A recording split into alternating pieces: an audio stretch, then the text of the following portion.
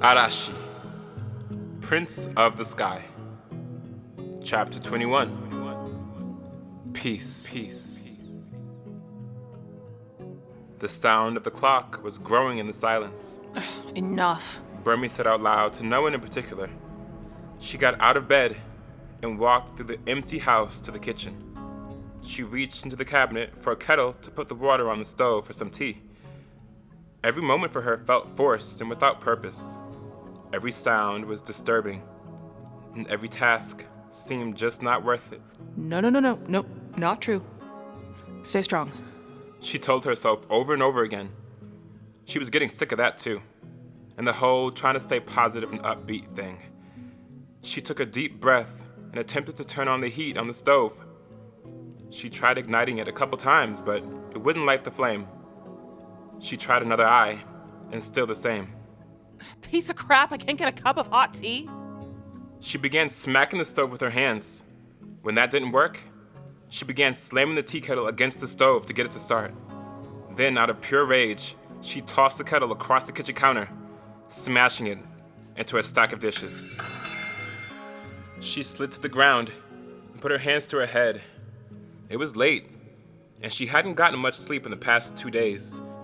She was doing her best not to worry, but her non-worry turned into questions, and because she didn't have the answers to those questions, she became angry, which led to a feeling of resentment and fear.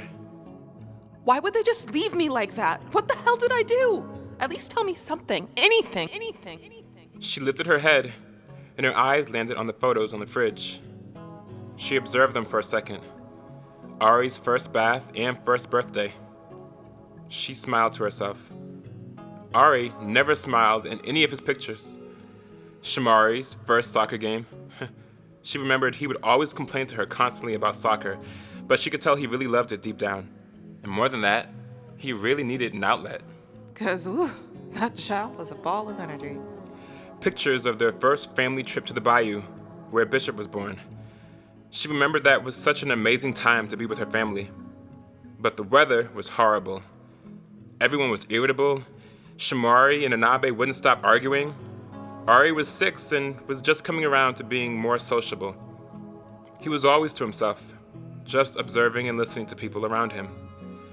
She remembers when he was still young, when he would crawl into bed with them, snuggle up into her arms and fall asleep. He was such a lamb. Then she studied the only picture she had left of Ishara when she was 7. She had wanted to go on a picnic in the park, and a stranger snapped a picture for them. Burmy took a deep breath and tried to regain some of her wit. She refused to think that history could repeat itself. Not like this. Not to her. And not to her son. As she stood up, though, the world around her began to spin and shift into something else.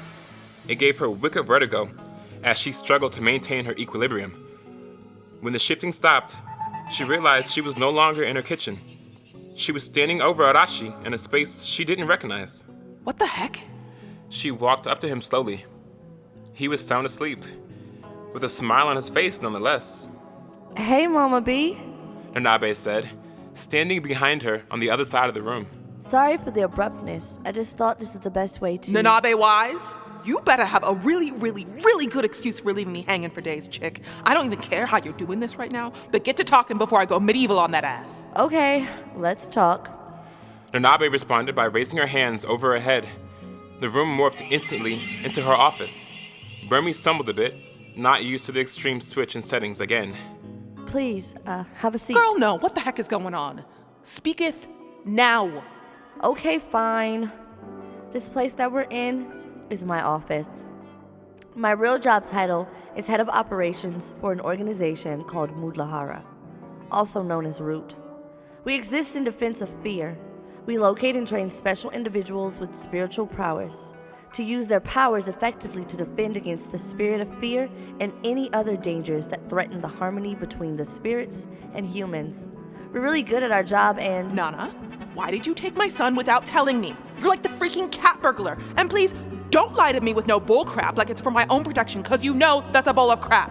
Burmy, we need his strength. I didn't think it was possible for his powers to return, But after the other night with the crystals unlocking his gifts, it was obvious to me that he was a key part of the fight against fear. I knew if I told you, you wouldn't let him go. No, stop right there. You don't know what I would have said. But clearly, you going behind my back was a better idea to you. The nerve! I feel so betrayed by you. You have no idea. Me, the mother who had to watch her only daughter explode into fire and ice to save this world, and you think I would keep my son from doing his duty as protector of the world? Are you insane? Nana, quit the crap. What is really going on here? I'm sorry. Don't ever do anything like this again. You've been warned.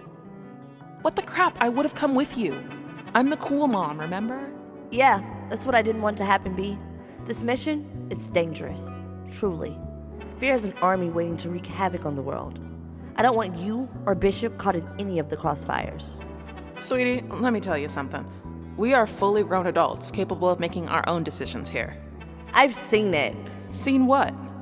If you follow us, you won't come back alive. Burmy paused for a moment to absorb what she just said. Oh well, I ain't afraid of no death, sweetheart. If it's my time, it's my time. I understand, but if you could avoid death, why walk into it? Burmy, we can handle this. I believe in us. I believe in Ari. You and Bishop are the only parents I have left. Please promise me you'll stay. She pleaded with her. She was holding her hands tightly. Burmy felt her anger completely melt away as she reached around and embraced her. Sweetie, I love you.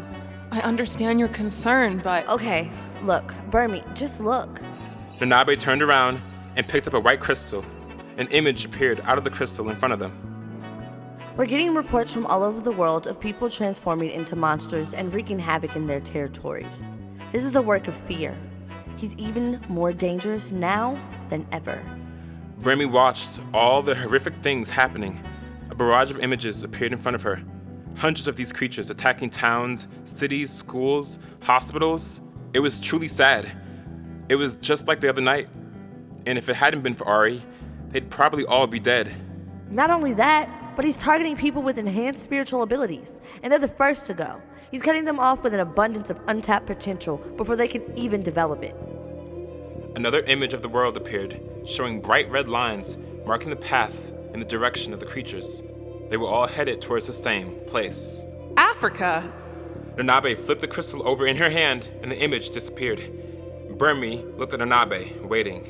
Burmy? Nana, stop with the secrets already. So you're going to Africa. Why? Okay, God, the crystals that we need are there. Fear obviously knows that now too, so it's a race to retrieve them before it does. I give you my word. Ari will come back to you. Burmy was deep in thought. This whole scenario reminded her of Vishara, and look where she is now, a bird. Nothing made much sense anymore, but she did believe in her son, and she did believe in Nanabe. Okay, fine. I won't go to Africa. At least let me say goodbye to him. Yes, of course. Thank you. I love you, B. I'll keep you updated, I promise. Burmy closed her eyes, ready for the shift. The room faded away, and she was back to standing over Arashi in the tiny room. She knelt down next to him and brushed her hand over his hair. The smile was still on his face. She shook her head. She thought about how lonely he felt before. Then, she looked over at the other bed. There was another boy there in the room, but he wasn't asleep. It startled her a bit at first. He was looking peacefully her way, with his arm holding his head up. But then she realized he wasn't looking at her, but through her to Ari. Then she knew. Mothers always know. She smiled to herself and turned back to her son. You better come back to me, little boy. Strike your light. She kissed his forehead, and the diamond began to glow. Then suddenly, she was back in her kitchen, and she heard good old Bishop calling her name. Cher, where you at, darling? Daddy's home. I'm in here, babe. Watch your step. Mama made a bit of a mess. She said, holding the counter to get her off the floor. Bishop poked his head through the doorway and peered down at her. Hey, what the hell happened to here? Oh, nothing. Just that time of the month. I hated those dishes anyway. What? No, you didn't. Woman, I got those dishes especially Honey, made. it's okay. We can get more dishes. Come on, we gotta start packing. What? Where we going now, Cher? Africa. Nanabe walked slowly through her private quarters and looked in the mirror at the woman she saw. Tears rolled down her eyes as the realization became clear. She wasn't sure of who this woman was anymore. She took a deep breath and released the tension in her shoulders. She hadn't slept in 3 days, and it was taking its toll. And so, after one last deep breath, she collapsed on her bed. Tomorrow would be the longest day of her life. End of chapter 21.